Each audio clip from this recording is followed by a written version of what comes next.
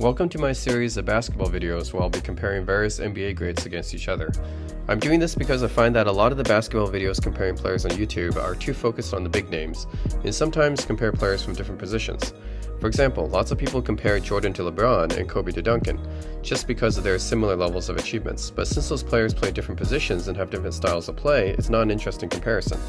In this series, I want to do a comparison not between just more well-known players, but players from days past, in the 1960s, 1970s, 1980s, and even the ABA as well, that most modern fans probably do not have too much knowledge about.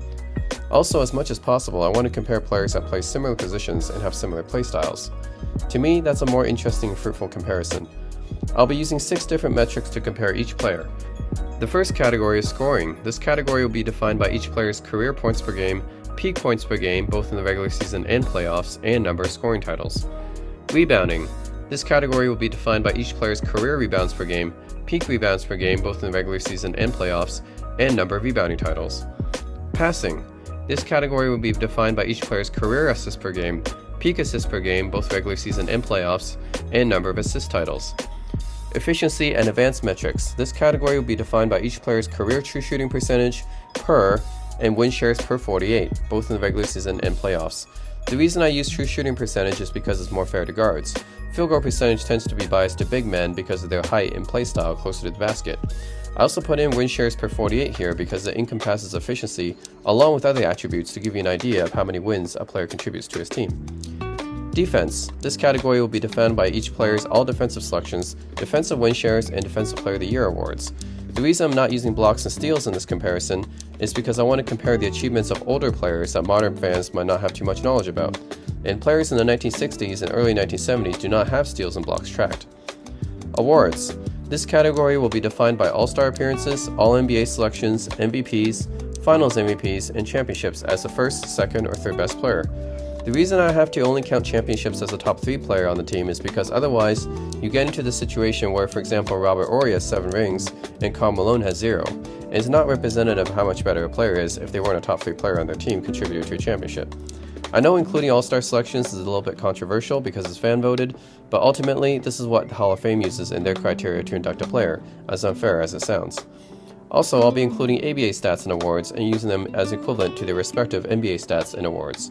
The only one that's different about the ABA is that instead of Finals MVP, they have Playoffs MVP, which honestly is a better idea than Finals MVP since it accounts for the whole playoffs, but just to keep it simple, I'll be referring to the ABA Playoffs MVP as Finals MVP here. Also, no All-NBA third team selections are counted, because All-NBA third teams weren't added until the late 80s, which is unfair to older players. Also, I'm not using any career total stats because that's a longevity thing. For example, no one would say that Karl Malone was a better scorer than Michael Jordan, even though he has more total points. And of course, this is only going to be my opinion from comparing the available metrics, since I have not watched most of these players live, or even been born when some of these players have been playing. And to keep it fair, I'm judging them based on how they did in their own era. No time travel or what if this NBA player played in today's era or the 1960s, none of that. I'll be strictly basing their stats and accomplishments within their own era against that era's competition, which makes the most sense to me. So I hope you guys enjoy this comparison video and hopefully learn something new from it.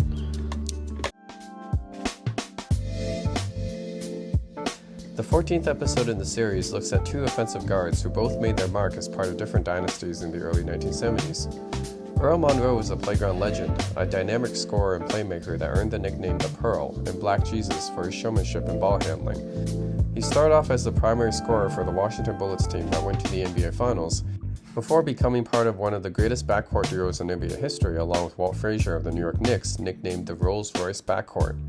Gail Goodrich followed a similar path, being the primary offensive playmaker for the Phoenix Suns before becoming part of an all-time great backcourt pairing with Jerry West as part of a legendary LA Lakers team that won 33 games in a row.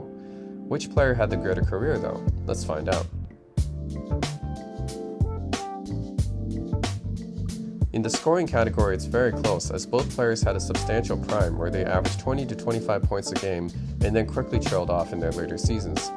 Monroe averaged 18.8 points per game for his career, peaking at 25.8 per game in 1969, and 17.9 points per game in the playoffs, peaking at 28.3 per game in 1969. Goodrich averaged 18.6 points per game for his career, peaking at 25.9 per game in 1972, and 18.1 points per game in the playoffs, peaking at 25.4 a game in 1971. Both players were dynamic mid-range scorers, and their averages and peaks are both so similar it's hard to say that one was better than the other. So I'll have to call this category a tie.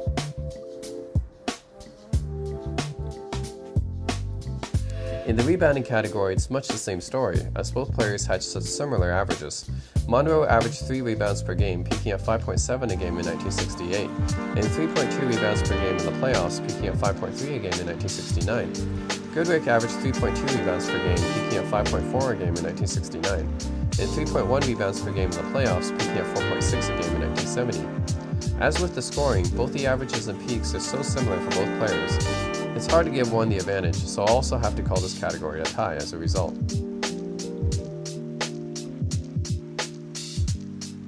In the passing category, we finally have one where it's not as close.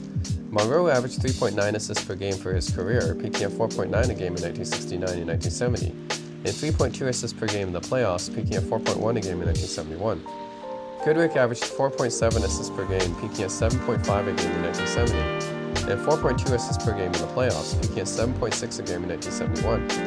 Both players were combo guards who could play either point guard or shooting guard positions, and Monroe could definitely handle the ball quite well, but it's clear here that Goodrich was the more consistent pure passer of the two, therefore giving him the advantage in this category.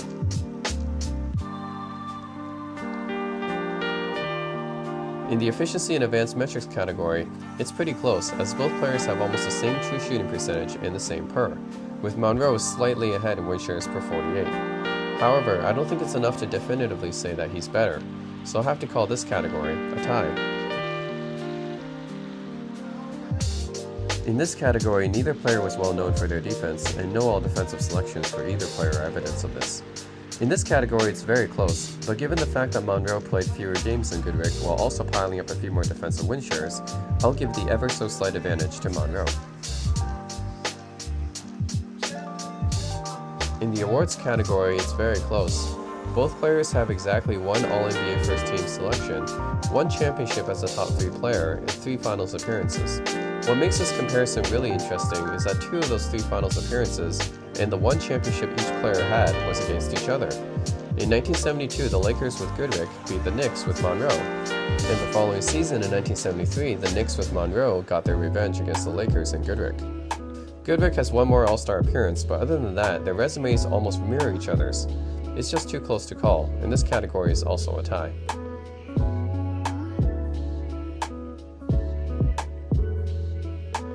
So when all the categories are summed up, Gail Goodrich wins the passing category while Monroe wins the defense category by a small margin, with the other categories being a tie.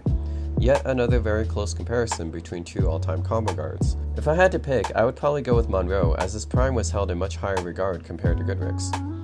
It's also relevant to consider that most people I talk to who have watched both of these players play say that Monroe was near unguardable in his prime, and the NBA themselves picked Monroe for the 50th anniversary team while leaving Goodrich off of it, so what do I know? Earl Monroe is rightfully remembered as a dynamic scorer and showman who teamed up with both Westland Cells Bullets and the Walt Frazier Willis Street Knicks to help them win a championship, while Gail Goodrich, while not as flashy as a Pearl, contributed by being the leading scorer of the 1972 Lakers, one of the most dominant teams in NBA history, which culminated in Jerry West's goal of finally leading his team to a championship.